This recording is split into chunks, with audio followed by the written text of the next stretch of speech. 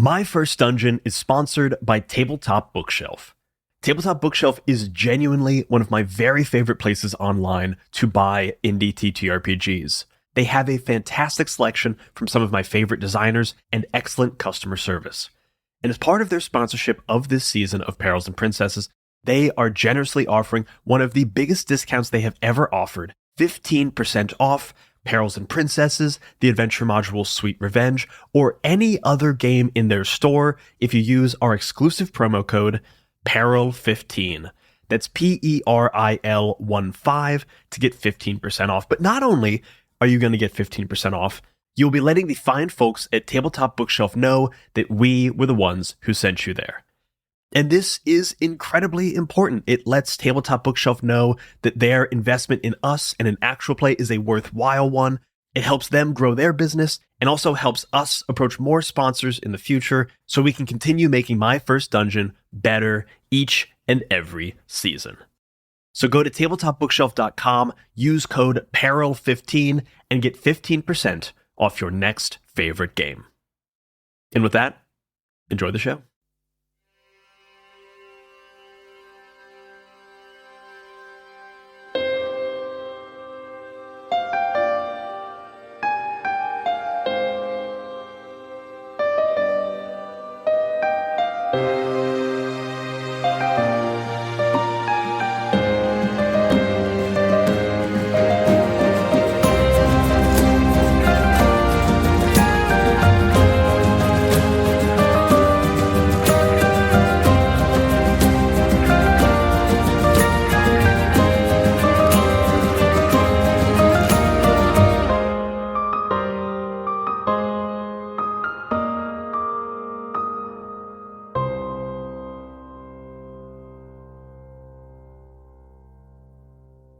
In the misty hollow in front of a crystal clear lake reflecting would-be starlight, you pick up a red rotary phone, dial 0, and you see the starlight purple gown begin to inflate like a massive cashmere balloon as your fairy godmother is slowly pulled through the receiver into existence, barrel and all, and lands with a satisfied thump at the edge of the ever-lost lake. Ladies, we gotta stop starting episodes this way. Standing ovation. Never change, Flo. You all see Flo still balancing atop her barrel at the edge of the Everlost Lake. She looks over you guys and goes, "Whoa, you guys all look, I don't want to say bad, but rough. You look road wearied." I mean, that's a bit harsh. We slept in the woods the past couple of nights, but, it gives us a sort of rugged appeal, no? Yeah, we like straight up almost murdered some rats. I'm sorry we don't all just have like a barrel that we could be on after we like saved a whole town, but it's would you like a barrel? She snaps her fingers. All of you are now standing on top of barrels. Oh, no. God. Adelaide immediately falls.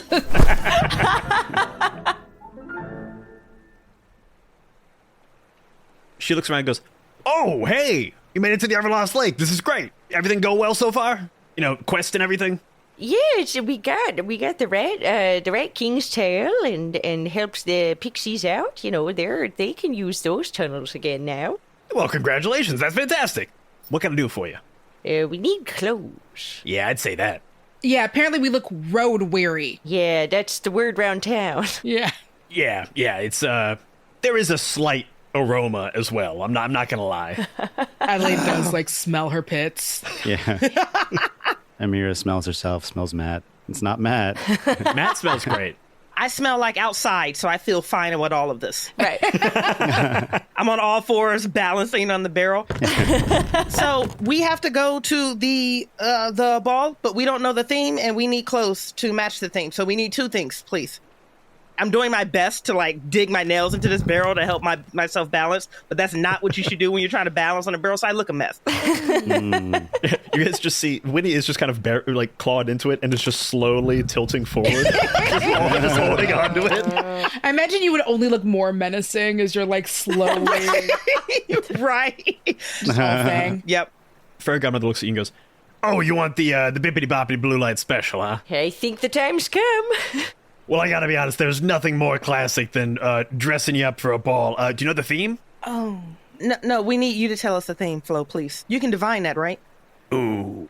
Well, see, I was actually banned from the Eternal Ball due to some misunderstandings, I would say. And I've got to finish. Well, until I finish this bet with the barrel, I'm not allowed back in. You still have, what was it, years? Just like 2 years. Years to go. Just 2 years. What was the theme the last time you went to the ball? Oh, last time? Disco. Oh. Yeah. Are they usually based on things like that, or is it sometimes esoteric where it'll be like the theme is camp or something like that, where it's like, well, what does that mean? I'll be honest, they did camp so early, like before camp was camp. So no one got it. Yeah. So no one got it, and it was kind of a bummer. The Earl King was a bit bummed. But no, it's usually something a little more concrete, like, Under the Sea, or, stuff like that. Knights of the Round Table. Here's the key. I can't get into the Eternal Ball, but if we can get to the entrance, Elvar is the guy, he's the doorman, the maitre d', not the maitre d', the doorman, the bouncer. Looks can be deceiving with this guy. You think you could just get around him. You can't get around Elvar. No one's gotten around Elvar. I haven't gotten around Elvar, but he's usually given like a little hint towards the theme, kind of in the way that he dresses. So if we go there, we can kind of get a little glance at it, and then bibbidi bobbidi boo, I make you beautiful. Is there any chance the theme is road weary?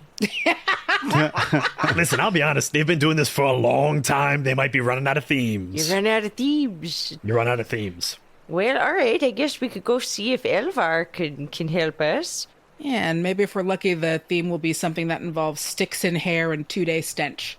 Yeah, lots of themes could fit that. Yeah. You want to make a bet on it? With you? Yeah. Yeah. We're busy right now, but like we gotta have a talk about this. I'll give you some good odds. I'll give you good odds. What kind of odds? I don't know, 4-1. What does that mean? I don't really know. It's just something I said. Okay, listen. Let's go to the Eternal Ball. The key thing here is we got to get close to find out what the theme is, but Elvar can't really see you because it's kind of a first impressions type thing. They stick with Elvar. Oh dear, okay. So stealth is key. Maybe we shouldn't barrel in. Literally. Well, we've still got that pixie potion, right? Maybe if someone wants to like drone on over and do some sky reconnaissance. Wait, someone should take the baddie potion. Oh. We could all just be baddies. baddies. That's never not the What thing. if that's the theme? That's never not the thing. Done. Solution has shipped. No, that's good. Yeah, no one's ever gonna reject just a team of baddies. 4 baddies and their fairy godmother? That feels genius. You do have a flight of bad boy, bad girl, baddie, and bad pet potions from Roxy. Ooh. You pull them out real quick. They're not really labeled, and they have a questionable look to them, but Questionable. they were on a shelf labeled bad boy, bad girl, baddie, bad pet potions. This can't go wrong.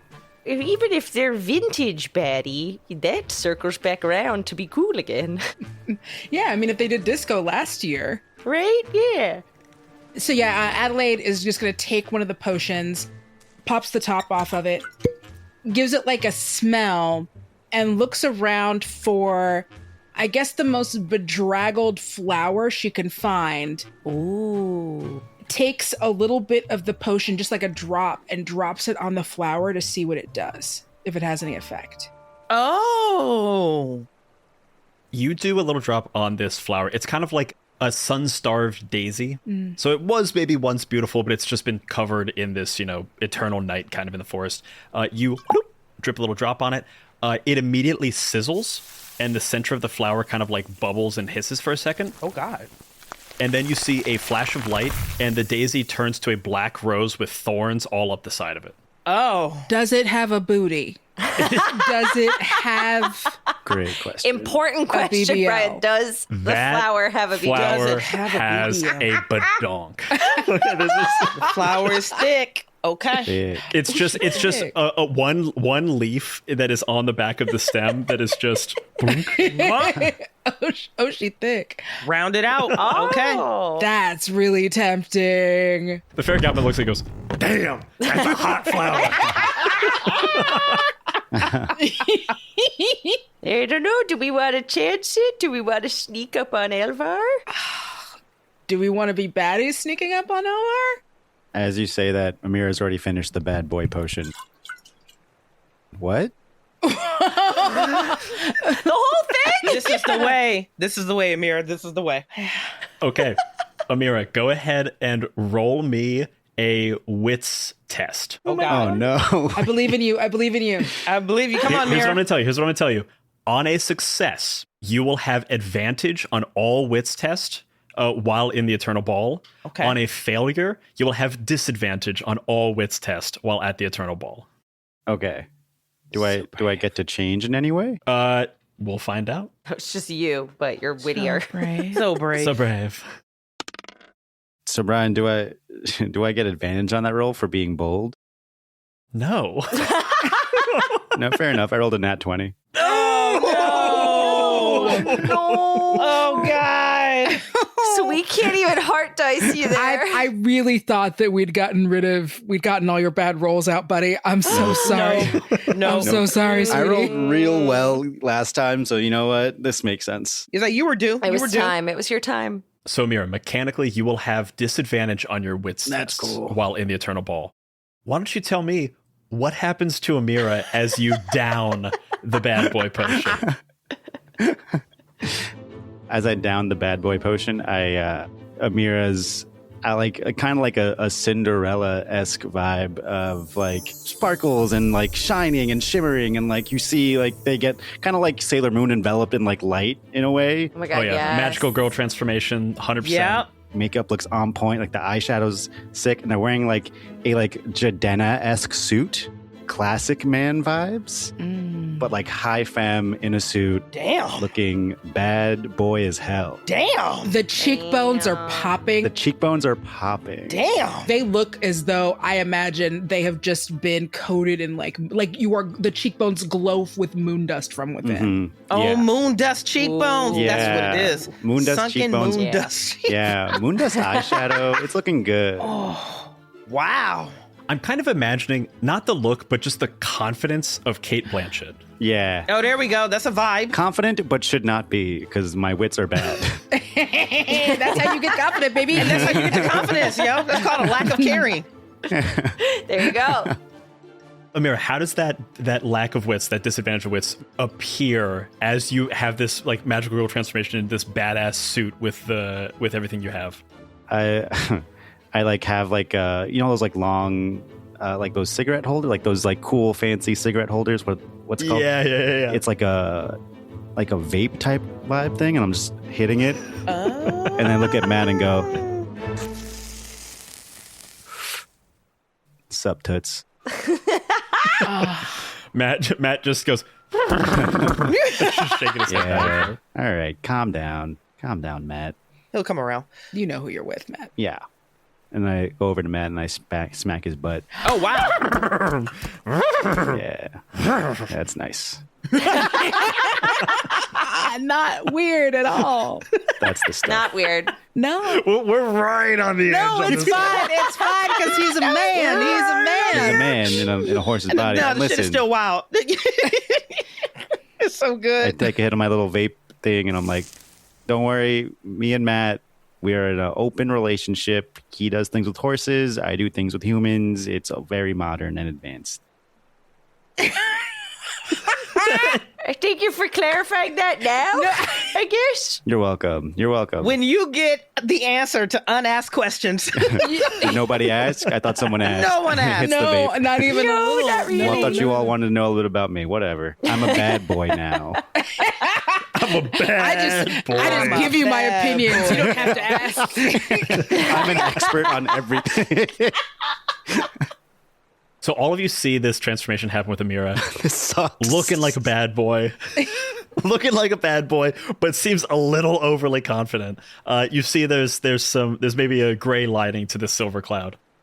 Adelaide, Winnie, and Geraldine, do you want to take any of the potions, or are you guys going to dive into the Everlost Lake to the Eternal Ball unchanged? I think Adelaide has been called kind of ratchet and bedraggled enough today. So Adelaide is going to drink, not all of it, because Adelaide wants to wait, like make sure that everybody, we don't know what the dosing is on these things. Oh, you're right. I was You're right. gonna I fucked say, up. I Adelaide's- fucked up. Yeah, so don't Adelaide's know. going to take like a swallow, but leave enough for Geraldine and Winnie in case they want in on any of the baddie potion. Yeah, I think Geraldine is taking a little bit of Maddie as well.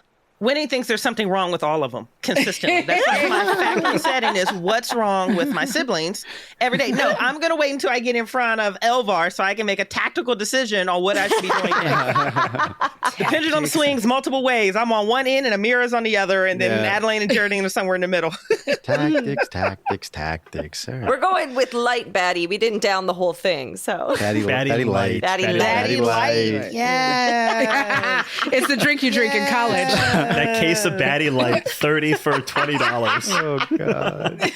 When any drink is less than $1 for a unit of it, it's probably not worth You're it. like, that's not going to end well. Adelaide and Geraldine, can you both also make me wits tests? On a success, you will have advantage on your wits tests for the remainder of the evening. On a fail, you have disadvantage for the remainder of the evening. Oh, thank God. I didn't make it. My wits are 12. I rolled a 9. Oh, at least one of us made it. Jesus. Mine are also Excellent. 12. I rolled a 15, though. I can give you a heart dice, Abby. Yeah, Mira, how do you help? Go and roll that heart dice. Tell me what you do to... Geraldine's lend some not assistance. up on the lingo and is like, she's a little unclear what baddie really means. Yeah. And so you help her adjust her clothes. Well, I don't think I don't. Okay. Do I help first or do I roll first? Roll first. Okay. So rolling a d4 and you're subtracting this. So Abby, what did you roll? I rolled a 15 and my trying to get a wits 12. is 12. Okay. Oh, great. So you gotta roll 3 or higher. Lovely. I rolled a 2. Great. Well, does that count towards the pool? Can I do a heart die on top of that? I'll let you do it. I'm pretty sure that's part of the rules. Okay. I'm pretty sure that's part of the rules. It works for me. Listen. I mean, listen, you guys are burning limited resources. I don't I mind. know. I'm like, do we want to? I'm okay with doing it for the plot, honey. Yeah, Winnie. So Winnie, kind of no matter what you roll, we're gonna get there. But go and roll that d4 for me. Oh, yeah. Coming at you strong, honey. That's that's a 1. Thank God for a mirror. By the skin of our teeth. Yeah. Geraldine barely pulls it off. Geraldine, as you take this potion, explain to me what starts happening with your transformation, and then Amira and Winnie, tell me how you fix this transformation so that it actually works. Okay. So Geraldine, starting with you. Oh man. So Geraldine, she just like she hasn't felt like a baddie really in like a lot, or her version of baddie's just different these days. So she's like, what do the kids think is cool? Of like, what do we do? And is thinking about the fact that disco was mentioned and is like, let's lean into the disco of it all. You see her clothes start to transform into like a sequin tracksuit, and Oh, her God. shoes start to turn into like roller skates of like, she's like, roller disco, that's cool, right? The booty is popping though. She got that. Oh, the booty is thick, honey. It's so Got popping. that. Look, Geraldine does squats all the time. She's got a booty. Yes, she does, honey. All about parkour. Winnie and Amira, how are you fixing this train wreck? I'm looking at Geraldine. I'm like, yeah, you're so old. I take a bottle of Rage from Matt's bag, pop it, and just splash it on Geraldine mid-transformation. You're going more gothic now, I think, and it's not any better. Goth disco. Yeah. Goth disco You grandma. are a little angry. I'm really imagining like 1970s vampire. Ooh. That's kind of what I'm seeing right now. Yeah. Ooh. That's daddy. That's kind of hot, Yep. actually. It's a little That is super hot. That's kind of Working for me. That's pretty daddy. I'm here for that. Yeah. Winnie, what's the cherry on top that you add to complete this ensemble? Yeah, absolutely. Because my sisters are a nightmare just consistently.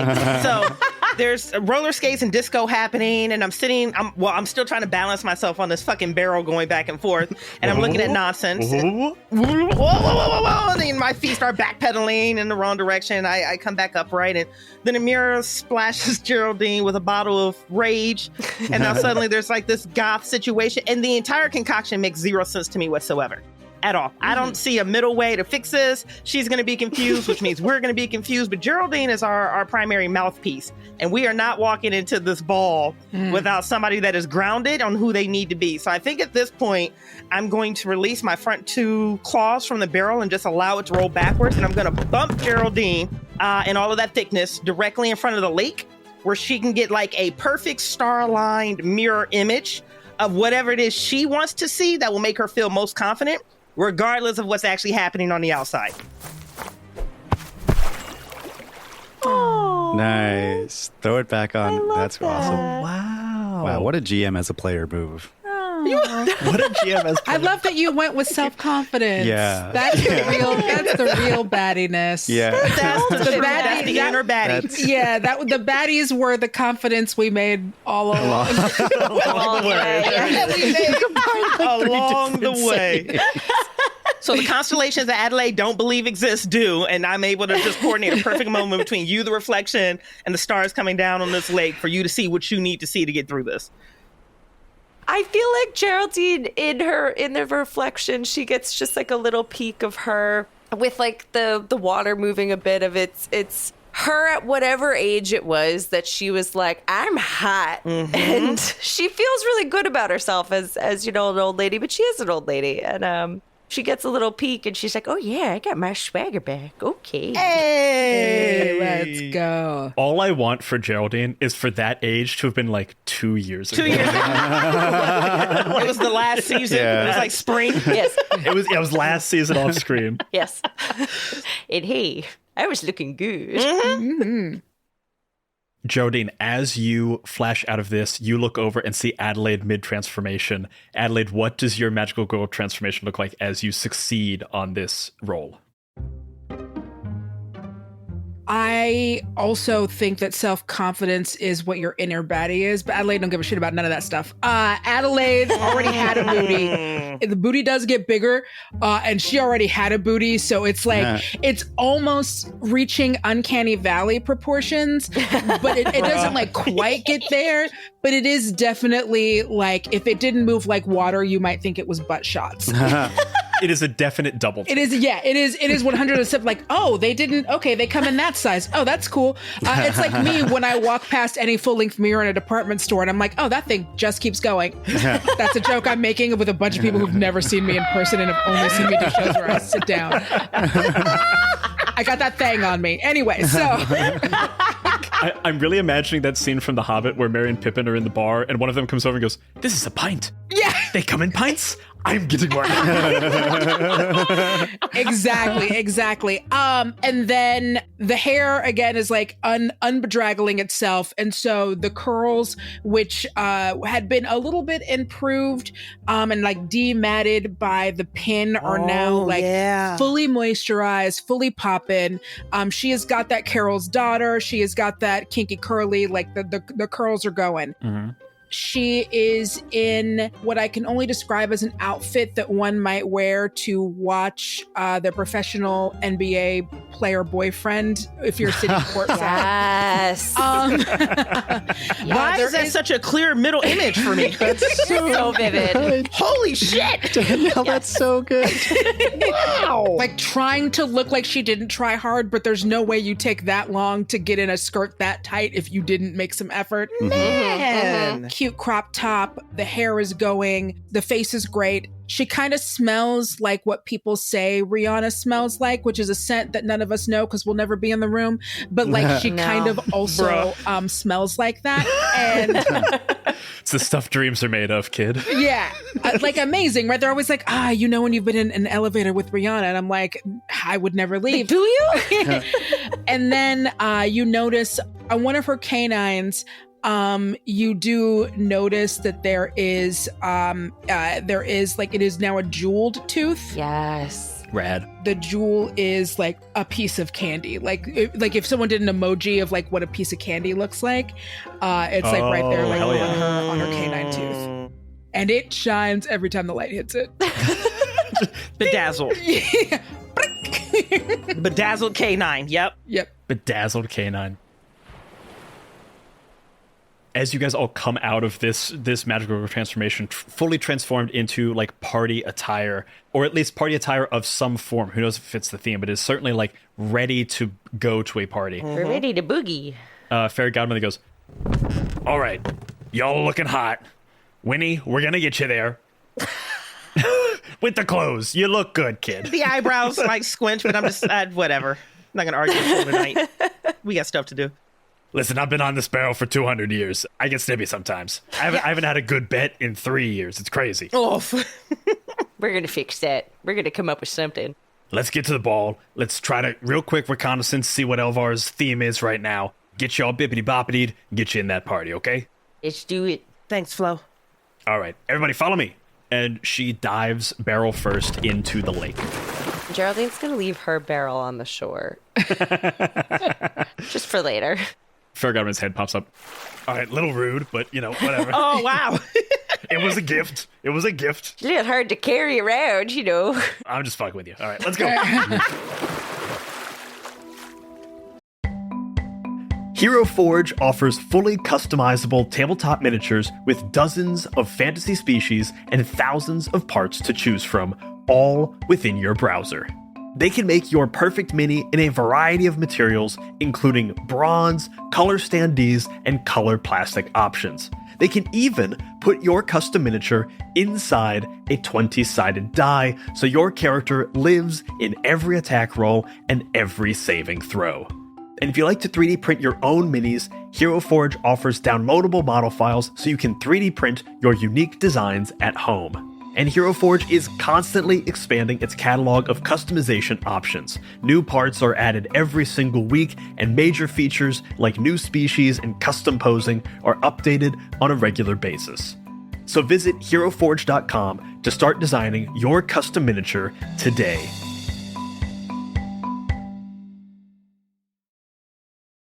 April is Orbital Blues month on BackerKit. Orbital Blues is one of my all-time favorite TTRPGs. It's a game about sad space cowboys surviving in a music-infused space western universe filled with retro-futuristic tech and plagued by heartbreak and the haunting shadow of the blues.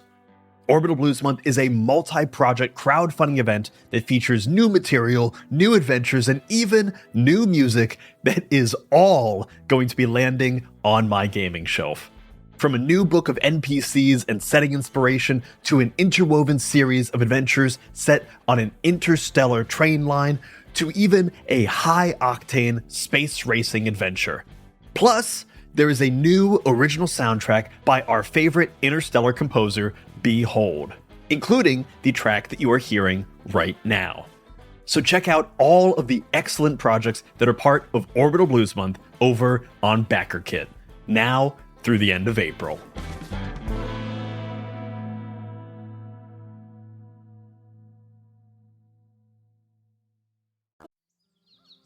Hey campers, have you heard of Season 5 of 5 Gems in a Trench Coat from Inside the Tent? You haven't? Well, let us tell you about it. A nice, green, natural regional park. This is Hidden Falls Regional Park. For our purposes, in our world, it's a bit larger than it actually is. It is the summer of 1983, and it is all of your first time getting to stay at Hidden Falls. We promise it's going to be a great time. It's going to be a story of 3 childhood friends going across the Americas in 1987 using Kids on Bikes 2nd edition. So grab a blanket, make some coffee. The first 3 episodes are available now, wherever you get your podcasts.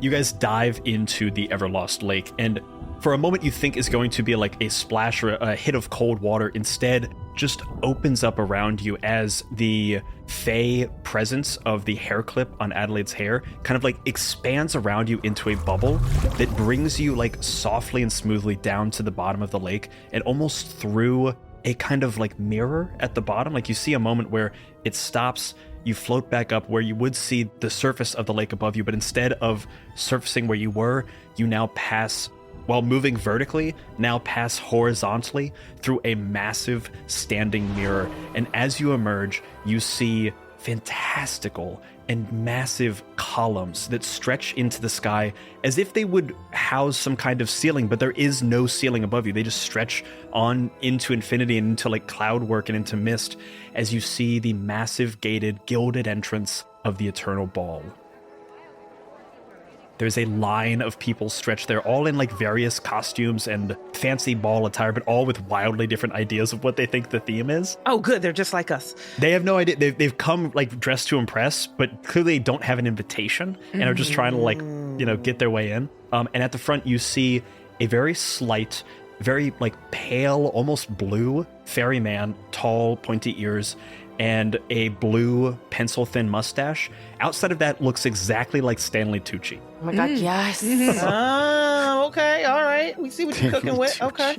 You see him off in the distance. He has a very like severe look on his face as he is just kind of giving a very curt nod to everyone who approaches. You see like there's like Under the Sea attire, there's like Knights of the Round Table attire, there's baseball. There's Baseball! a bunch of different swings, no pun intended, at a but pun elocuted, baby. Oh my gosh. Anyone who wants to, if you want to try to like approach Elvar and try to figure out what this theme is, anyone who wants to can make a grace check to try to like sneak up. I'm going to try. Not even close. Clarifying question. Yeah. Do I have to sneak up or can I just walk up? You could just walk up if you want. Okay. I'm just going to walk I up. will say the thing that the fairy godmother warned you of is like first impressions count with Elvar. That doesn't mean they can't be overcome. You know what? Yep. I'm going to walk up. Yeah. Also, like, I feel like Winnie's got it. Didn't matter what the rest of it's going on. I think Winnie's got it. Winnie's playing a different game. They got this. Jodin starts like sneaking up along this line, and then all of a sudden you trip over someone's extremely long train of a dress that is octopus themed. You're not entirely sure what they were hoping for with that one. And Winnie, you approach very quickly as everyone around you kind of is like looking at you like, what is this? What theme are they going for? Yeah. It's road wearied. Is it road weary? Is it road weary? She nailed it. The theme is just outside. The theme is outside. Everyone wear your outside clothes. Outside clothes. The theme is just outside. No, I'm just, it's not, there's zero shame. It's full intentionality. I'm almost judging all of these people that showed up and didn't know the theme because how disrespectful are you? And I'm just going to directly approach. I'm going straight for it. You walk straight up to Elvar. Everyone else kind of like just parts because no one else is approaching Elvar in this way. Immediately, he kind of like looks you up and down, gives you a very like stern expression. But I think you immediately clock that he does appreciate someone just coming straight up to him. He's like, oh, I'm not used to this. This isn't the energy I'm usually getting, and it's refreshing. I'll take that and run. Yes.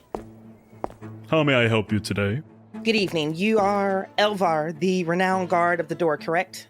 Quite renowned indeed. And you see absolutely snappy, like perfect dress. He's wearing a tuxedo that is like to the nines perfect. He has a very tight white bow tie, and his pocket square is a night sky.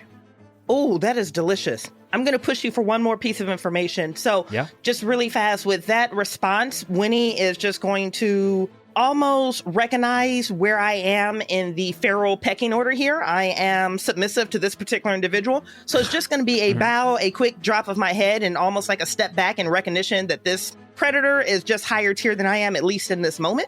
And then I want to ask you, what are 3 things that he smells like? Wow. You approach, you give this Rihanna. immediate Rihanna. Yes.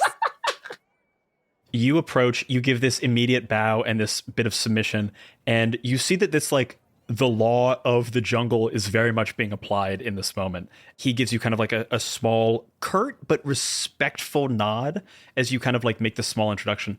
He smells. Wow, that's such a good question. Yeah. One of the things, he does definitely smell like Rihanna. Okay, good. That's valid, as he should. The second thing, he smells like. Wow, I really want to honor this. Wow, you broke Brian. I know. This is such a good. This is GM on GM crime. I love it. in the Fey realm, you get this sense of the first thing you smell, Rihanna. Okay. The second thing you smell is a like very light kind of perfume. It's nothing particularly noteworthy, but it is something that is just like pleasant to your nose. Okay. And the third thing you smell is not a scent, but as you smell it, it goes into your nostrils and it triggers, rather than scent, it triggers memory. Oh, God. And the memory that you get triggered is a night in your youth, laying out over a clear night sky and just looking up and watching shooting stars. Whoa. Wow, you stuck the landing on that one, honey. Okay. I got there eventually. Ooh, no, you stuck the landing on that one with both feet. 10 out of 10 on that one. Okay. Elvar looks at you and goes, I see you've not gotten the memo of the dress code for this evening. No. My name is Princess Winifred Winnie from Golden Falls, and I did not want to disrespect the court or your etiquette by appearing absent the required dress code. So I am here to make that inquiry so that I can come into compliance and gain an invitation. Go ahead and roll me a wits check. Oh, y'all sent thoughts and prayers. And I will grant you advantage on this. Oh, one. thank you. I think you've done a bunch here. Let's go. So getting those heart dice ready if we need them. Whoa! Ah! I'm gonna take a picture of it. It's a 1 out the gate. Yes, let's go. It's a 1. You see Elvar pulls out a placard, like a card, like a name card, immediately writes your name on it and hands it to you. And it has an invitation. And you see on the invitation has a bunch of information about like, hear ye, your invitation to the Eternal Ball.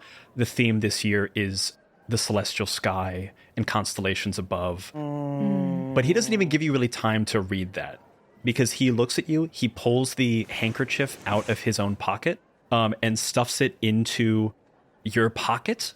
Doesn't even put it anywhere like that is noteworthy, just kind of like puts it to you, stuffs it in a pocket and goes, I believe that will be fine for you. The Earl King very much appreciates those with spirit. And I believe you have that in spades, my darling. Winnie doesn't blush, but Winnie is blushing. He comes in really close. He goes, tell your friends to get dressed. I'll let you in post-haste. Gives you a little wink.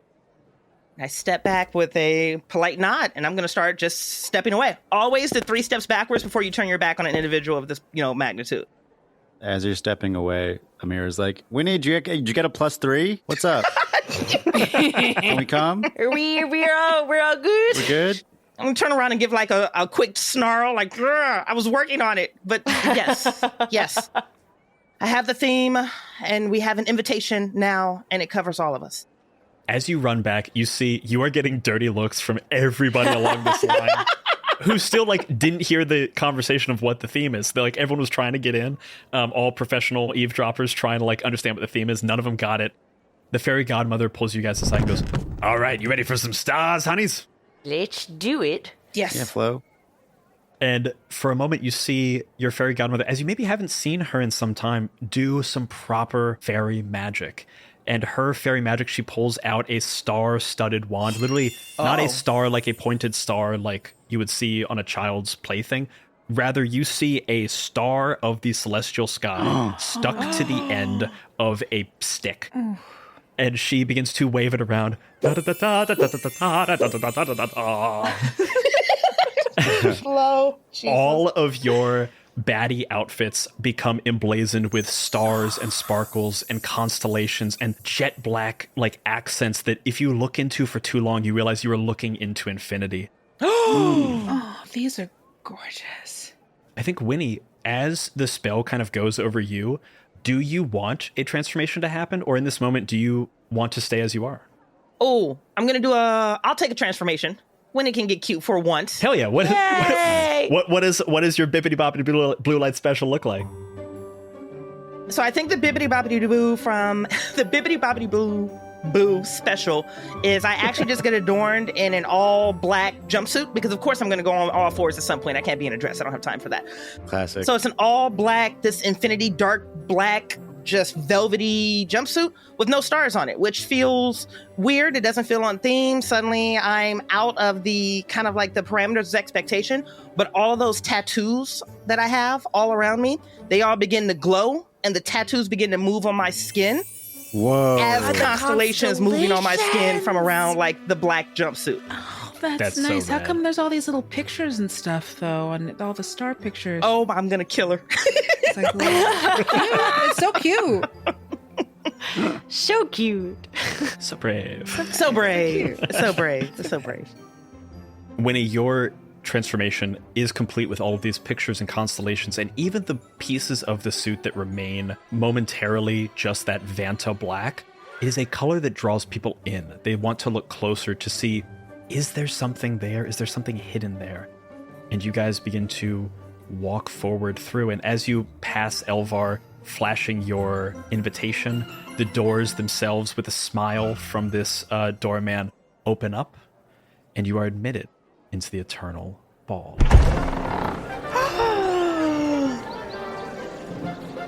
As we pass Elvar, I like give him like a little handshake, and I leave the old appointment card from the pixies that I had in his hand. The appointment card from Queen Gardenia? Enjoy that too. That's for you, big guy. Is this trash? No. Don't worry. That'll come in handy one day. Enjoy. He doesn't even know the gift that he holds in his hands. He doesn't know. He looks at Winnie and is like, maybe this is worth it. And he just you see him shove it in his inside breast pocket. Or rather, he pulls out like a business card holder and puts it in the business card holder and then puts it That back feels in. so valid for him. Yeah. Yeah. The fairy godmother stops right at the edge, and Elvar's arm extends and goes, Flo, you know the rules. You've got another couple of years. We'll send you lots of photos, Flo. Have a good time, kids! I love her. Love you, Flo. Have fun. And the fairy godmother disappears. Don't make any more. She's gone.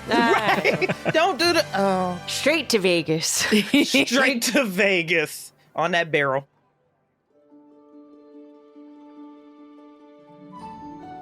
You guys enter the first section of the Eternal Ball, which is styled as if it is dawn. Everything around here, the light in this place feels like, that red-orange light just cresting over a hillside. And everything around here is a beautiful garden. People are kind of just like milling about. There are many fae walking around, just kind of like chattering and gossiping. And you see a number of like, everyone is dressed to the nines. Everyone is very much in theme. Lots of like stars and constellations kind of like either in their hair, on their skin, on their jumpsuits and dresses and gowns and suits. There's a couple people with like top hats that have just like bright stars on top. And you see this gorgeous little area. You see there's a number of fae that are playing. The best you could describe is croquet. But you watch for like even a couple of seconds and it seems like you don't understand the rules of the scoring, and it seems like mostly what they're trying to do is just hit the ball with the most flourish and aplomb as possible. Oh. And that seems to be what is scoring in some way. You see in that area there is one particular like very Prince Charming, just like classic Prince Charming looking guy, like flowing blonde locks. He's got the suit that has like the big kind of like puffs on the shoulders. You see him hit a croquet mallet and then like spin around, does flips, and the ball goes through like a number of wickets in a zigzag pattern, spelling out what seems to be the sigil of his court. Oh, Okay. And then a small like round of golf applause. Yes. Oh, very good. very good. Yeah. And you see near him there is a woman who is kind of looking on at him very kind and very like tenderly, and behind that woman is like a kind of like a handmaiden or some kind of mouseier woman who is like holding a ledger, like almost like a date book, and is following along a few steps behind. You see a bunch of people as you enter this element of the Fae Ball. What are you guys doing? You see off in the distance there seems to be like another room or section, but each of these sections is like the size of a football field or bigger. Wow. This is not just like a small entrance garden. This is massive. Brian, just on a quick cursory look, does it feel like this ball is completely untouched by the candy curse? Yeah, I think it is very noteworthy that as you come in here, you see no semblance of the candy curse. I think, Winnie, even with your sense of smell, you smell sweets, but you smell like Fae sweets. You're not smelling that very particular smell of that cursed candy. Wow, they really are out of space and time out here. That could be... I'm thinking to myself, like, that could complicate things if they're not extending sympathy to what's happening outside of their own little mini reality here. Oh, Sure. But they have to know about They it. would have to.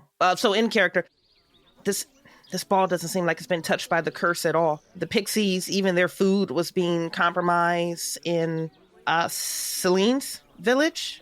Everyone's dying. Everything here looks vibrant and untouched and completely unmolested by this curse. Can't even smell it here.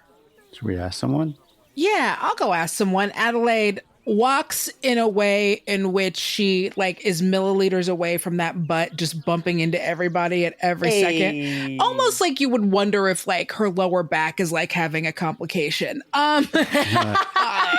So she walks up to there's people serving drinks and things like that. And is there a drinks table or this seems to be an opening salvo of what the party is. So you see that there are people going passing around with silver platters with drinks and stuff. You don't see a feast or anything laid out. It's all hors d'oeuvres and small pastas, apps. Okay, perfect. So Adelaide kind of looks over and sees one of the servers going up to a large group, and so she goes to go blend in with the group and grabs a glass off of the serving tray and is thanking the server while also kind of listening in on what everyone there, what those conversations are, as she kind of tries to blend in with the group. Adelaide, I've got a little gossip table here. Hey! Why don't you roll a d6 for me? I've never known that I wanted that to be part of a game so badly. So badly, yeah. Gossip table. Come on, Gossip tea table. Come on, Every tea single table. game should have a gossip table. I agree. I rolled a 4. What's the 4? What does that get? What's the 411, Brian? Oh, hey! There it is. What's the There it is. 411? What's There the it is. 411 from the tea table? You guys are killing tonight. You see there's a number of Fae who are talking and chatting about, and you notice that they are looking over at this very handsome, Prince Charming fellow who is playing this croquet game, and the woman who seems to be looking on kind of sweetly, and they seem to be mentioning over there and goes, yeah, I mean, the court of sun and sky has been at odds with the court of moon and stars forever. I wish that Prince Aurelius and Lady Amaris would just hurry up and wed already. Once they do that, this whole problem's going to be solved. It'll be way less weird. We got to join those houses by marriage. That's the only way to solve anything. Yes, marriage is the salt for Yeah. Just a For bunch of people everything. nodding yeah, totally, And if marriage totally. doesn't solve it, a baby will. Absolutely. That's what I've Absolutely. heard. So yeah, Adelaide is sipping out of her drink. That drink's done. She goes and sees another group that she can go up to. So she's basically kind of following this tray as it goes, blending in with the groups, and then grabbing herself a cute little drink while she's there. So she's now taken in the information about getting these two houses together while she tries to go over to another group to get more info. So if you want, I will let you roll on this table again. However, you're going to also be spending time in this area, which means you have to roll for a potential wrinkle. Okay. Does that sound good to you? I will do both. Yes. Okay, Yes. go ahead. You're going to be rolling let's call it a d6 here. A D6. All you got to do is not roll a 1. 4. Okay, so no wrinkle happens as you guys are spending time here. Go ahead and roll me one more d6 for a little bit more random gossip. 2. Nice. Wow, man, the dice tell a story. Oh, Yeah, they no. do. Guys, the dice tell a story. Feed us, Brian. What's the story? Feed us. You get close to this Prince Aurelius and Lady Amaris, and as you do, you're maybe 15, 20 feet away, and you see a number of the other croquet players kind of come over and are going to refill their own drinks and are taking sips and polishing their croquet mallets. You see they're adding a bunch of wax to make them shinier even, sharpening their croquet mallets to do weird tricks and stuff. And one of them leans over and goes, "You're never gonna believe it." The other one goes, What? Oh my god, I've got the best tea. They look over at Adelaide and they go, "Oh my god, did you hear?" So Adelaide looks over, confirms that they're whispering at her because someone trying to pretend, thinking that someone's talking to you when they're not, is her nightmare. So just kind of confirms, and she's like, "Oh, I heard a little bit, but what did you hear? Let's compare versions." Oh my god, you'll never believe this. I caught Prince Aurelius swapping love letters. But not with Lady Amaris. shut the front door. Who was he swapping? I will not. Oh, you're so I will bad. not shut the front door. You're so I'm not bad. going to shut any door. You're so bad. The other Fae next to him just goes like, dude, just tell us the story. Like, Dude. what are we doing? Let me have That's this. the Winnie of that group. Every group has one. Every group has a deserves a Winnie. Winnie. You see, he just like palms his buddy and like pushes him away and goes up to Adelaide now because Adelaide's more interested in the tea and goes, I saw him swapping love letters, not with Lady Amorous, but with her handmaiden. No, not her hand. Yes. Yes. Oh my Yes. God. And they were so saccharine. I had binoculars up on the top of the roof and I was looking down and I read the letter and it was sweet and it was very cute. It was so- Oh, from the roof. and you That's look up, intense. there is no roof. The columns stretch into infinity. There's just sky. Oh my god. Wow. That's a talent. So he's saccharine. How saccharine was it? Was it like, oh my God, I love you so much. Oh my God, I love you so much. Or was it like, what's up? It was a lot of like, oh my God, I miss you. Like, can we snuggle buggy in the wuggy, tonight? Because I really want to like get close. It was adding a lot of W's where L's should be. Oh my God. Snuggle Wuggy and the Wuggy. That is amazing. Listen, don't tell anyone. Because I want to tell everyone. And I would never take that away from you. What was your name? I knew you were going to ask that, so I decided to look it up right now. Love that fourth wall, honey. We have fun here. My name is Tristam. Tristan. Hello, Tristan. My name is Ads. Ads. Nice. We're going to be best friends. We're going to be best friends forever. And also, you need to tell me all about this, like, gossip hiding perch. Because that seems like a fun and normal thing to do. Oh my God, I'll take you there. It's over in the Twilight section. It's overlooking the dance hall. Like that's where all the real tea happens. This is kind of where like people go to talk about the tea, but you see the tea, like the tea exists in the Twilight Hall. Oh my God, we're best friends forever. Take me to your tea perch. Oh my God, let's go. Grabs you by the hand and starts running you off down the hallway. As everyone else is seeing Adelaide getting carted off by this Fae gentleman, what is everyone else doing? Are you following along? Are you staying in this area? Amira she's actually a few drinks deep now. She's by the equine, the equestrian section. Oh, God. Sure. And she's like, these horses suck. I have the best horse.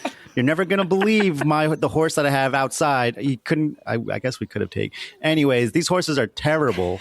And she's like drinking a spaghetti. She's like, these spaghettis also suck. Tony Spagoosh makes the best spaghettis. This is ridiculous. You call this a horse? And she's pointing at a person, like a. It's fair that she might not know the difference anymore. Amira's sauced. She's sauced right now. Sauced. Amir, you were already rolling some. No, wait, disadvantage come on. this check. Wait, There we go. hold Yeah. on. That's on you, Wait. Amira, for forgetting that. No, I think it's maybe worth noting for Amira something that everyone else here might have forgotten, that as you are drinking and eating food from a Fey land, you feel your head begin to go a little bit sideways, a little bit spinny. Wait. Hold on. My innate ability says I'm immune to illness, infection, and poison. And alcohol is a poison. But is fairy magic? I don't know. I don't know. It's like, that was my best defense. I liked the confidence that you came with. Hold on. I want to reward I it. don't know. I will say I have had non-alcoholic spaghettis, so it could. Mocktail Could versions of just be- spaghetti. No, but what are you going to say, Brian? What are you going to say? I'll see if I allow it. You know what? That was so impertinent. I'm going to give you a pass. Hey! I'm going to give you a pass. I respect it. I respect the confidence. Let's go. Look at you. Something bad might have happened. You will your way through it from the other side of the fourth wall. God, thank God. Amazing. I'm just going to let that go. Way to break through, baby. Way to break through. Amira, you are yelling at a bunch of fae, calling them horses. There is no equestrian section in this section. It is people playing croquet, and you seem to be thinking it is polo. As you were saying that, you are pointing directly at Prince Aurelius, who is easily the most, just this is fact, is the most perfectly symmetrical face you've ever seen. That's uncomfortable. It's just perfect. Objectively, everything mirrors exactly, perfectly coiffed everywhere. The whole crowd, as you say this, gasps and goes silent. What? What'd I say? After a moment of silence, you hear a titter around as everybody begins to gossip about you. Sick. Can I roll on the gossip table to find someone roll on the gossip table to find out what they're saying about me? Sure, roll on the gossip No, someone table. else should. No one's going to tell me. Actually, Adelaide, as you Yes. were running away, I said if you wanted to roll again on the gossip table, you're more than welcome. Another 4. Dang, is this weighted? Another 4. Give me another roll. Yeah. Other than a 4.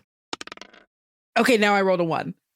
Hell yeah. As you hear from behind you, there's this all of a sudden massive gasp as something behind you crazy just happened in the garden section. But you can't worry about that because you are scurrying off and entering the feast that is the midday section of this ball. You enter into this massive chamber that is kind of like lit as if it is midday. There's like direct overhead sunlight, and there is a massive table that is easily the length of a football field, stretching out, filled with all kinds of treats and meats and breads and cheeses, and just all displayed in this insane, imagine a champagne tower, but that level of thing with all types of food. Oh, They've done okay. a champagne tower for like A charcuterie croissants. tower. A charcuterie tower. Everything has a tower, and some things have a moat. I You know what I want mean? that. Oh my god. Is the gravy in a tower or a moat? The gravy is both a waterfall and a moat. Yes, it is. Amazing. Is the cheese a waterfall or a moat? Okay, that's enough. Well, there's a liquid cheese that is indeed a waterfall, and then there is actually a mountain of cheese, and you see that there is an animatronic like alpiner climbing the mountain of cheese, and it keeps going up. That's good. And then down, and then up, and then down. Wow. I want this. I was built for this level of decadence. Yes, you were. But as you are running through, Tristan is just like giving you a bunch of like gossips, kind of like pointing out different people to you and like kind of telling you what's going on here. And as we kind of like tune into you running through this hall, you're catching glimpses of this stuff, hearing like glimpses of what he's saying about these various people. But the thing that sticks out to you is, oh my god, and the Earl King, he's been doing this ball for so long, but he's so bored that he's making it like about him, you know what I mean? Like, he needs someone to give him a real game. Like, no one's challenged him to a game in forever because he always wins. So, of course, no one wants to. And then they look like an idiot. You can't afford to look like an idiot. That guy is so bored, and he's making it everyone else's problem. Would it help if he was playing another sport, maybe? Is it the sport that's the problem? The Earl King's a master of every sport and every game. Now he's all about prop bets. Oh, Lord. We know someone he'd love. Yeah. Actually, the last time I've seen him excited was he made a prop bet with some fairy godmother to stay on a barrel for 200 years, and that was 198 years ago. Oh, God. Okay. So he's been insufferable for a while now. Okay. He's been insufferable for a while now. So all he wants to do is bet because he's out of dopamine and it's the only way he can feel? Kinda, yeah. I mean, it's a bummer. I mean, it kind of sounds like maybe it's like a mixture of like cement. Because that, I mean, boredom is one thing, but this kind of sounds like, is there, you know, like, do the Fae have some kind of like gambling anonymous? Or, It's not necessarily just gambling. would the touch of a human woman help? Is he lonely? He's, you know, Bored? we're all like kind of eternal and unaging here, you know what I mean? But he's like even old, like he's old for old, you know what I mean? But he's keeping it tight. Keep it tight. Gotta keep it tight. Gotta keep it tight. Quick question, Chinook, can your character cure diseases? Yeah. Is that on your sheet? Yeah. Because gambling is technically a disease. Addiction If we're doing is things a that are disease. technically a thing, Yeah. gambling is technically a It disease. is. I'm just saying, It just throwing is. it out there. It is. Ennui. I'm also going to say ennui is a disease. French clarified it as such over 300 years ago. Adelaide, you are getting the lowdown on the Earl King as you are running through the feast, making your way towards the entrance to the Twilight section. And as you exit the feast area, we're going to flip back to everyone back in Dawn in the garden. Geraldine, Amira, and Winnie, where are you going? What are you doing? Are you moving further on into the ball to follow Adelaide, or are you staying here and chatting with the Fae that you see here? Does it look like once you've gained entry to the ball, you can just sort of free flow through all the different spaces, or does it feel like maybe you need an escort into the next room? No, you've got all access pass. Hey. Winnie, you actually pull out your pass from Elvar, and it actually says Disney's Fast Pass. So you can skip the lines. There you go. Amazing. I don't want to promote Disney. It just says Fast Pass. It just says Just fast a PDF of that. That's Yeah, good. Fuck Disney. It just says Fast Pass. It's Express Train. Because really, Geraldine wants to play croquet, but she doesn't want to lose Adelaide in all of the madness. I mean, you get the sense that I think there is stuff to be gained here. You know that ultimately your goal is to get a ring from the Earl King's hand. Yep. But this is a, complicated Fae court. Everything is worth exploring. Everything is worth talking to. But if you guys want to find the Earl King first, that's certainly an option. I think Geraldine sees that Amira is sort of making a scene, and that the fairy godmother was very clear about not just with Elvar, but with everybody, impressions and reputation. And Geraldine knows that in the Fae world, reputation means a lot. So she wants to join the croquet game to do a very fancy flourished croquet hit, but with the ultimate goal of knocking is it a ball? I don't know what you call it. Yeah, it's a ball. The ball into Amira's glass, cup. My Miller High Life? Yes. Oh my gosh. I want it to land straight on top. My Miller High Life in a champagne goblet. Yeah. It is the champagne. It is the champagne of beers. Yeah, you go over. Someone very graciously hands you a croquet mallet, and you see there's a sparkly pink and silver ball that is placed for you. And Prince Aurelius kind of approaches and goes, "Do you know how to play?" I think I can take a whack at it. Jolly good. Go for it. Now, Brian, I have advantage on virtue tests that involve acrobatics. Most croquet games would not involve acrobatics. Fae croquet absolutely involves acrobatics. Let's you may go. absolutely take it. Crofet. Yes! Crofet, one Okay, might go. say. Croquet, one might say. It's the only thing I'm good at. Drink it in, people. Okay. Oh, what? And I'm rolling grace? For grace, I believe, yes. Okay. That's a 3. Oh, good roll, Huge. baby. You tell me, this is a successful hit. What does it look like as you hit this croquet ball with a flourish and aplomb? Geraldine does a full, ribbon dancer floor routine with this croquet mallet, or it's kind of like a baton twirling, throws it up in the air. There's an optical illusion where it looks like it's ribbon, and then it looks like it's on fire, and then it's just crazy.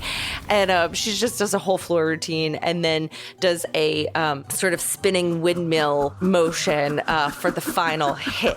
And if you will allow it, I will say it arcs beautifully and lands perched straight on top of Amira's Miller Light.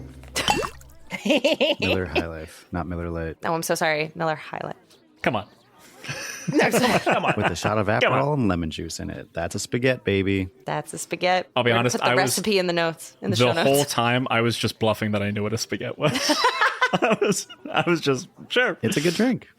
You smack this ball with this ribbon dancer flourish. Everyone is looking at you, and no one really knows what to make of you. There's immediate gossip happening as you approach with a very unconventional stance for what is fairy croquet, and you whack this ball. It goes careening off a number of wickets, going through them, going around them, bouncing around, and then landing Whoa. with a perfect ting of glass on top of Amira's spaghetti.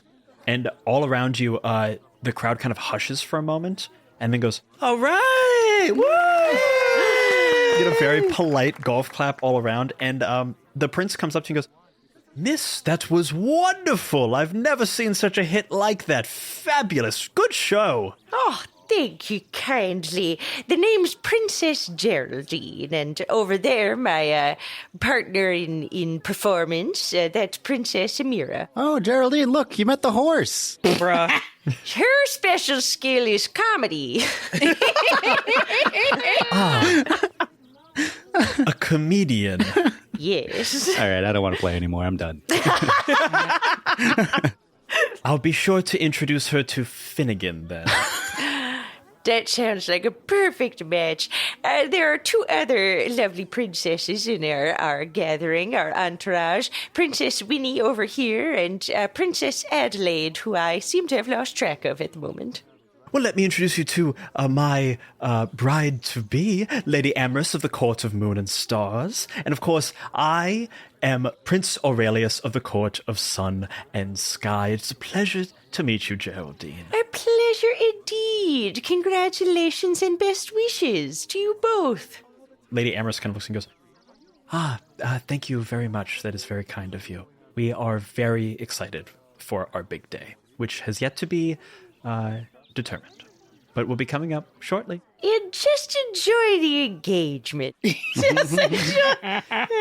Hey, Brian, quick look at the hands. Does Aurelius have a gold ring on his hand? No, Aurelius does not have any like wedding band. Nor does Lady Amorous. I think they may have like some decorative rings, but nothing that would symbol like a union has occurred. Okay, and nothing that I would pull a string like this as the ring of gold from one of their hands. No, you know that the ring of gold that you're looking for is specifically from the Earl King.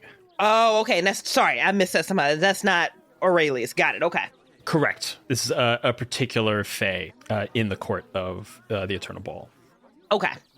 I think maybe Geraldine does see Winnie though, like clocking their hands. Does Lady Amorous have a ring on? She has like she doesn't have any kind of like wedding ring or anything, but she is wearing like rings and jewelry. All of them are like very star oriented, very much to the theme of the ball. Okay. Well, have you started planning or shopping for jewelry? Must be of a particular fun for the Fae royalty. Perhaps an heirloom piece. Yes, we have a number of plans underway. Penny. And she snaps, and this small kind of like mousy girl with a big like planner that you now realize is like wedding planning material, day planning material, all that stuff. Oh, that poor girl. Can you please give this wonderful woman a invitation to our nuptials to be? Lady Amorous gives you like a very kind but like final nod, and then kind of moves back to her own party. Penny kind of looks at you and goes, "Hi, yes. What name should I put on the invitation?" Oh, Princess Geraldine. Princess Geraldine? And I'd like to request a +3.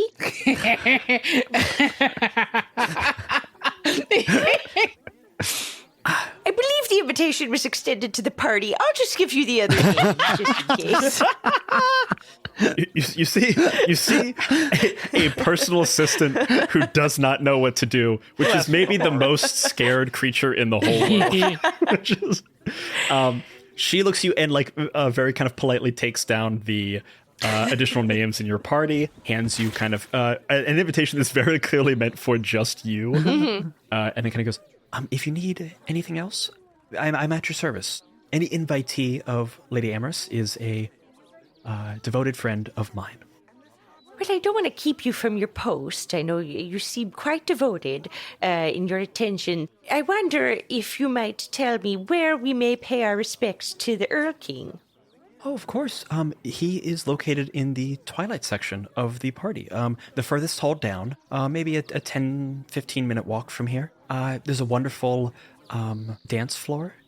People are dancing all hours. And the Earl King is usually found there. He's quite a big fan of music. Does he like to boogie? He likes to boogie oogie all night long. Oh, that's a king after my own heart. Thank you, Penny. Looks at you and goes, "Thank you so much. I must return to my lady." As she walks back to Lady Amorous, you see her cast a glance at Prince Aurelius. Oh. And Prince Aurelius casts a glance back at her. And Geraldine, can you roll me a very important wits check? Oh God. Can wait, and so then because we used heart dice to with my baddie potion, do I get advantage on this? You do get advantage on this. Yes. Okay, Nice. wits. Both were under. I got a 7 under 12. The other one was a 12 exactly. Let's go, baby. You see Prince Aurelius clock Penny. You see Penny clock Prince Aurelius. You see their eyes meet, and they have that moment of two people who know each other extremely well across the party saying things with just their eyes. The thing that you clock is Lady Amorous clocking this gaze between the two of them. Oh no. And you are very clear that she already knows and also does not seem to care. Oh my God, a beard. You see a moment of, in this kind of like slightly curt woman, a moment of recognition, and you see her, I think you see her clock you clocking this thing. And she then kind of tries to get your attention to get you away from it. You see that she is protecting whatever this coupling is, even though she is betrothed publicly, or she is to be betrothed publicly. Whoa. Wait, what Okay. is going on? Okay. Interesting. Spicy. I love this. Geraldine is gonna sort of grab each Winnie and Amira like by the arm and start maybe walking toward midday and fill them in. I saw the most curious glance between all the three parties over there. I think there may be a tryst going on, but also that everyone is okay with it. It's unclear to me what's happening here. Classic polycule situation we got going. Let me tell you. Horses love polycules. Amira, does this feel similar to you and Matt at all? Yeah, big time. Oh God.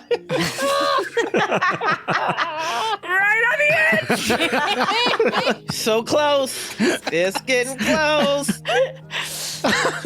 So curious. I don't know exactly what's happening with them.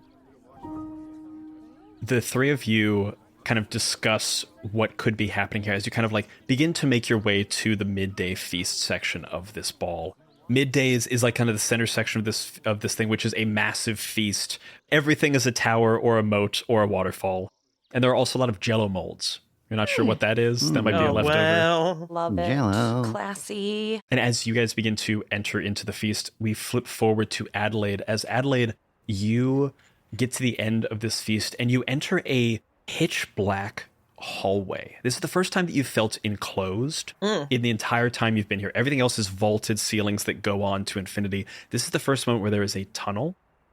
You can't see the roof, but it is so dark that you just assume there's something there. And as you are walking through hand in hand with Tristan, you see a pinprick of light in front of you. And as that light gets a little bit bigger, the darkness around you begins to fill slowly with 1 star, and then 2 stars, and then 10, and then constellations fill around you. As the closer you get to twilight, the more stars and constellations appear. And by the time you emerge from this dark tunnel, you are now surrounded entirely by a massive black and white, like chessboard dance floor, covered entirely by a dome of stars and constellations and moonlight. Damn. Wow. Got budget. This is gorgeous. I don't know why people keep doing all these weird shapes with the stars, but it's so pretty. Never change. Literally never change, never evolve from this moment. We just live here. Just stay here. Just stay right there, That's babe. the end of the season, folks.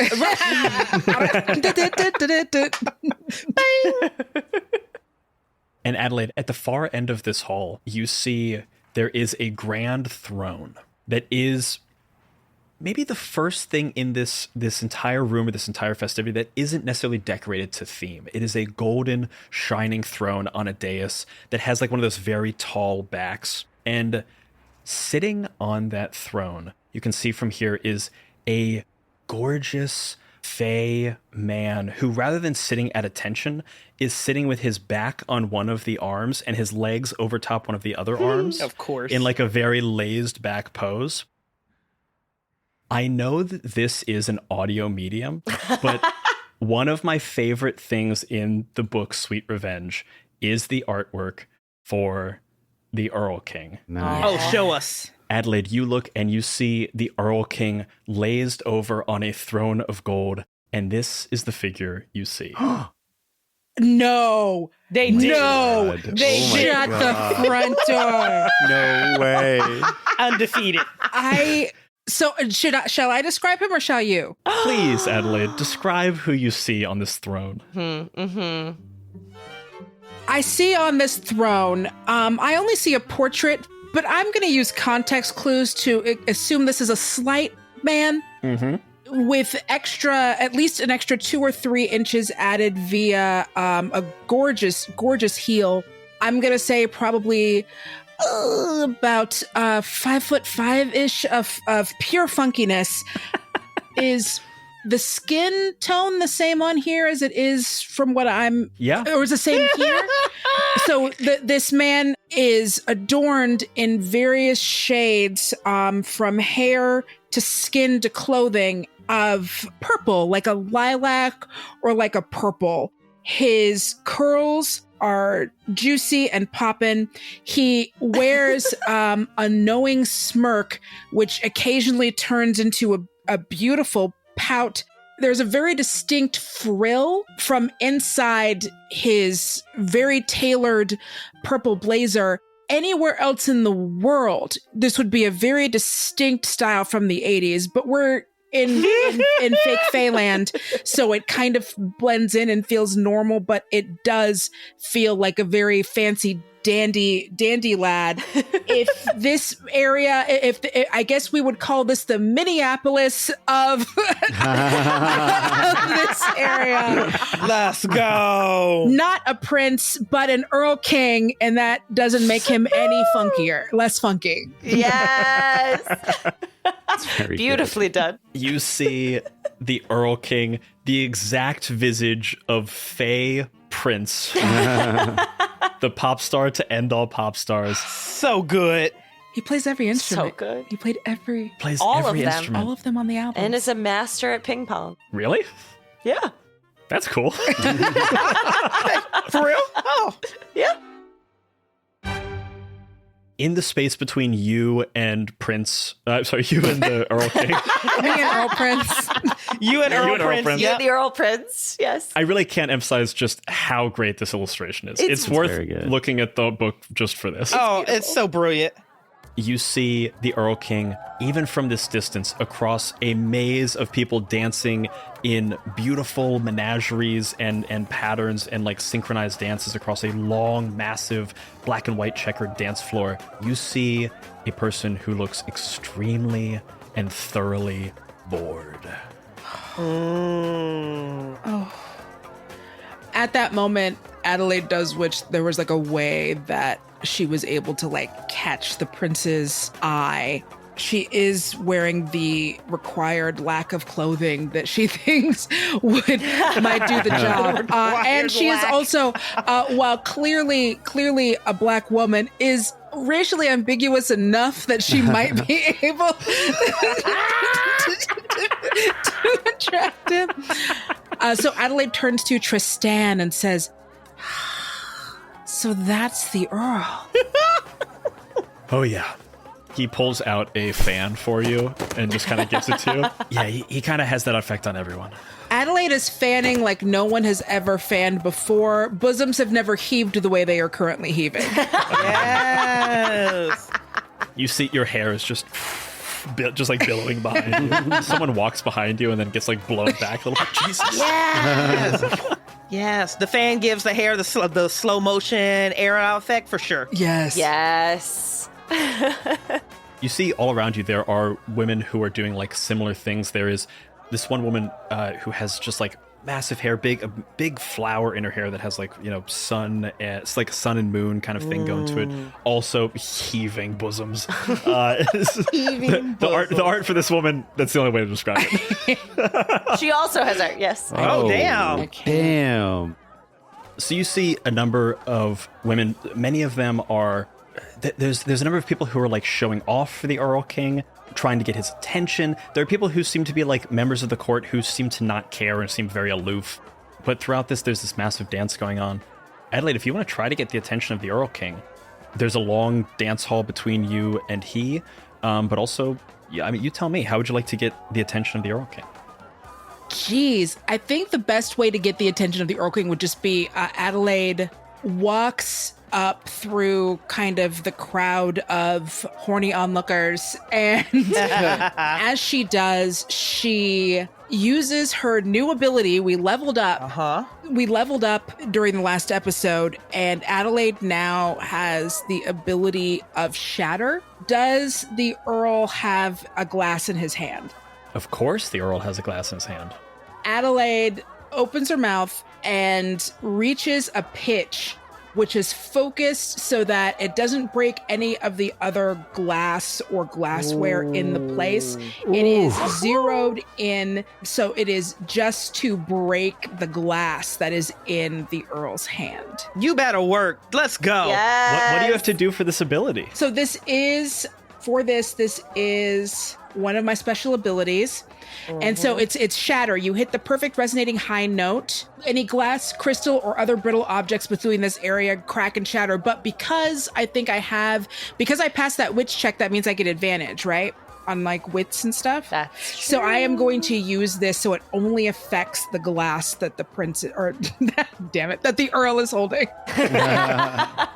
Okay, since you're using this ability in a very specific way, you're not trying to like affect anybody.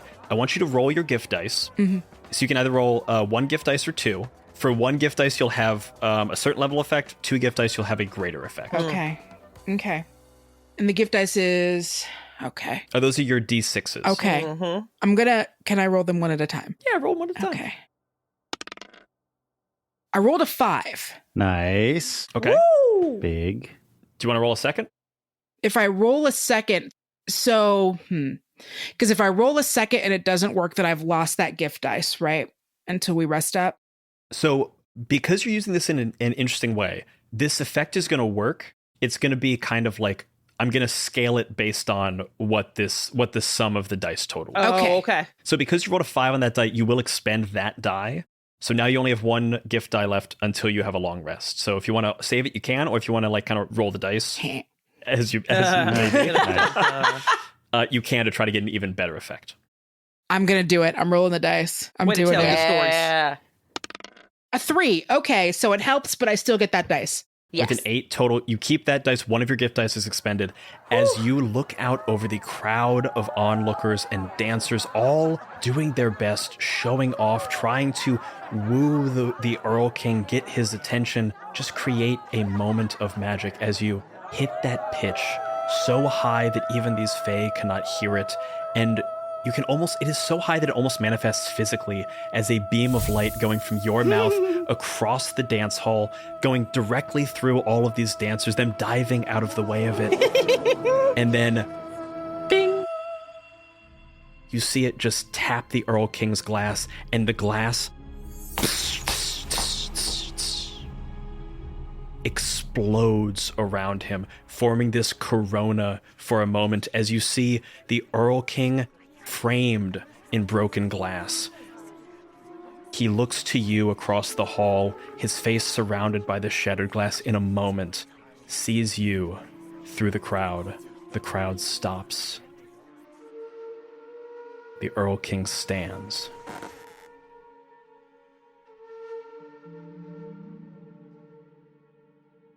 Oh, hello. Adelaide does the most exaggerated sexy lip biting like you've ever seen. I'm really desperately for this chapter gonna need everyone to have an encyclopedic knowledge of Purple Rain and Graffiti Bridge that I do, or you're not gonna get through this. Or you're not going to get through this.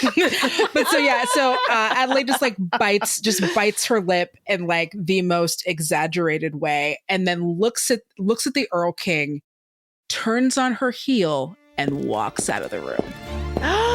Yeah. Oh my god. Word. Yes, Oh my Adelaide. god. I thought you were going to ask for a +3, dude. Work. Adelaide's got better moves than that. I took the baddie potion. This is baddie shit. That is This is some baddie baddie shit. shit. It really is. As you turn on your heels, you see your heels themselves sprout thorns along the side. You walk out as Tristan is going, What are you doing? He looked at you. You walk out. The entire crowd goes quiet. And from behind you, you hear a sound that everyone in the entire world wishes they would hear. You hear the sound of the Earl King following you. Wow. And that is where we'll end this episode of My First Dungeon. Yeah. Thank you, baddie potion. Baddie potion, honey. Woo. Woo. Oh, I love it. Adelaide. Oh, love it. Tune in next week to see just how bad we can get. And remember, everybody, if you're having fun, you're already doing it right. Bye-bye. Bye, guys. Bye. Go be your best baddie self. Go everybody. be your best baddie self. honey. However that manifests. Turn down for no one. Hell yeah. Down for no one.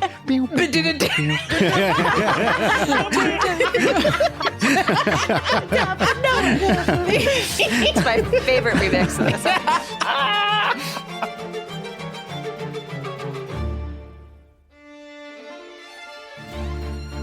This season of My First Dungeon is sponsored by Tabletop Bookshelf.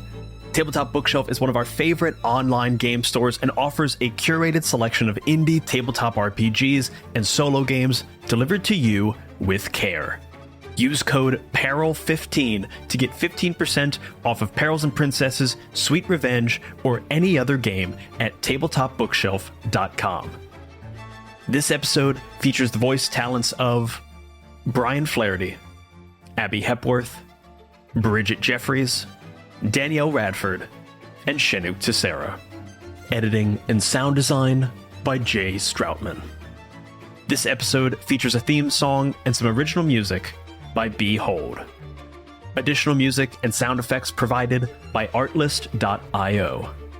My First Dungeon is a many-sided media production. If you want even more My First Dungeon, join our Patreon to get access to the cast talkback for this episode, which sounds a little something like this. Yeah. And then more butt. I can't stress enough. that it I'm did so add- sorry. I it did add some shortchanged the cakes. butt. Yeah, should it did. right, It did add just a, not like a grotesque amount of cake, but you see it. Some layers were added, you know. A solid Yeah, yeah, slice. In the bosom. Look, the thighs match, so you know it's real. The baddie potion knows to make the thighs match. And remember, if you're having fun, you're already doing it right.